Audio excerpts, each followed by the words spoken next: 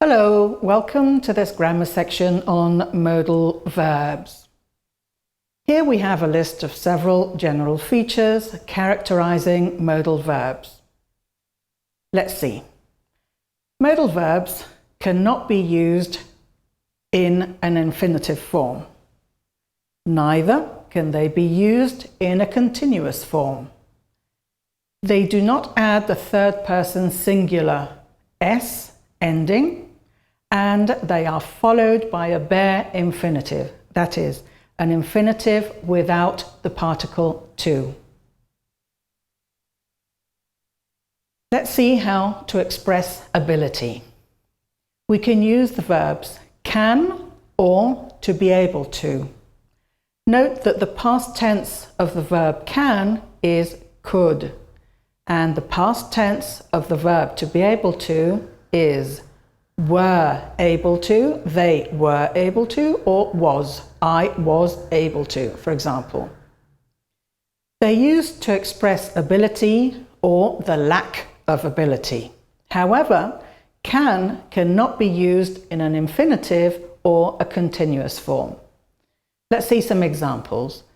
I'd like to be able to measure my own performance at work. Not being able to do these exercises is very frustrating for me. Not being able, not having the ability to do the exercises. I can play the piano. I cannot read Greek. Let's see how to express certainty or uncertainty. Here we have a list of verbs. We can use the verb must, and in the past we would use must have plus the past participle of the main verb. For example, he must have gone to work. Okay, we're talking about something that has happened in the past.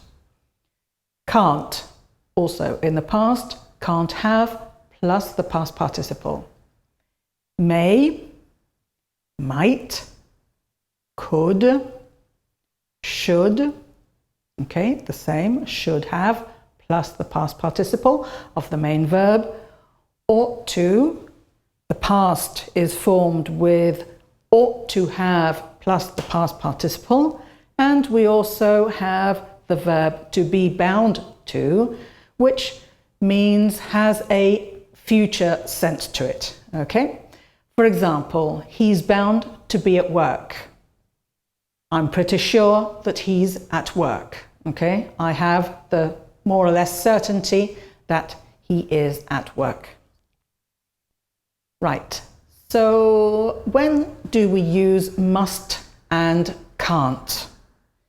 These verbs are normally used to express a prohibition, an obligation, or lack of ability. They can also have a meaning related to certainty and deduction. They're commonly used with the verb to be. Let's see some examples. She must be here because I have seen her car parked near the pub where we used to meet. Okay, so that's a deduction. I think that she is here because there is evidence. She must be here. That can't be my brother. He wasn't going to come with them. Okay, I think that that is not my brother because I have previous information telling me that he was not going to come with them. Let's see. May, might, and could are used to express uncertainty and possibility. But note that the verb could is not used in the negative form in this context. Now have a look at these examples and try to see the degree of probability expressed, which is more or less 50%. Let's see. They could come to class, but tomorrow they have an exam and they told me they want to stay at home to study there. Okay?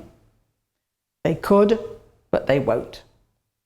She may arrive tomorrow because I heard that she would try to get on that flight. She may.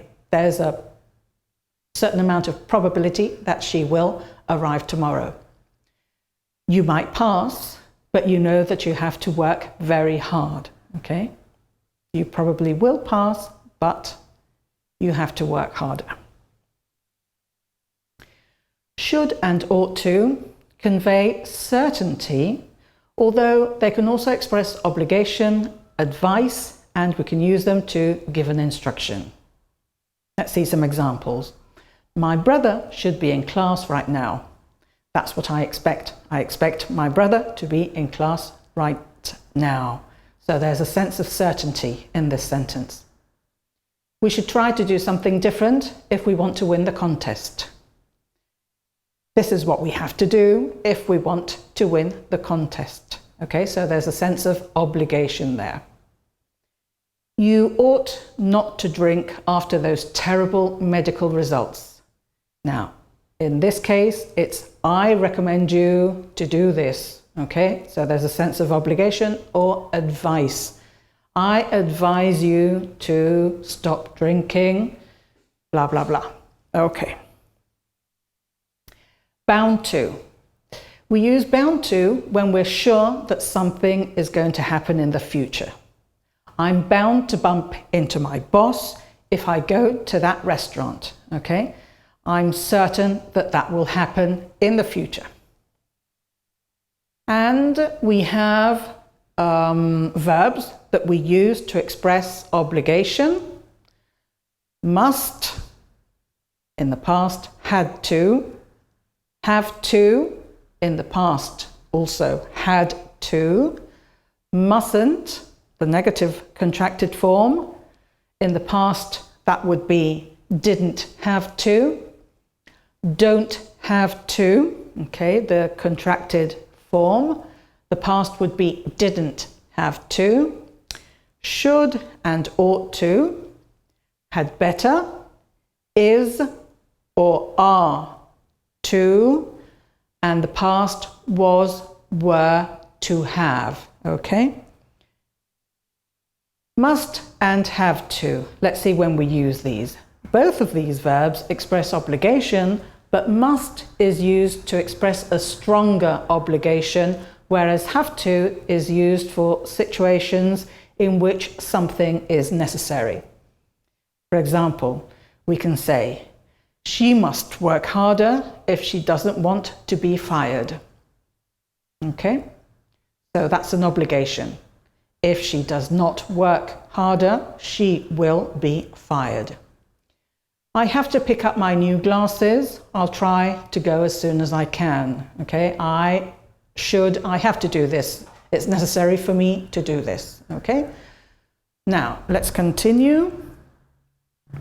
Mustn't and don't have to. Let's see. Mustn't is used to express prohibition, whereas don't have to is used when we mean that there is a lack of obligation to do something. For example, to say that something is not necessary.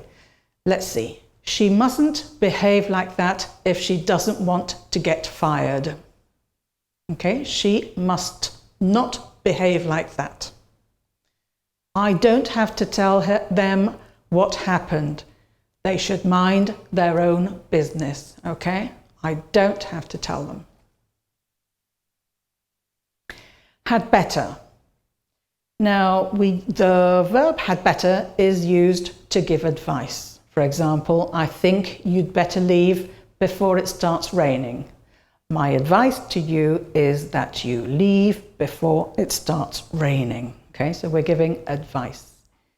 Is or are to. Now, this is a formal way of giving instructions. For example, you are not to leave the office.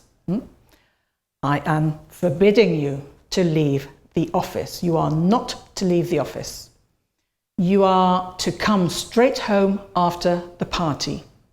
Okay, you must come straight home after the party. You are to come straight home after the party. Okay, and that's all for the time being. So thank you very much. Bye-bye.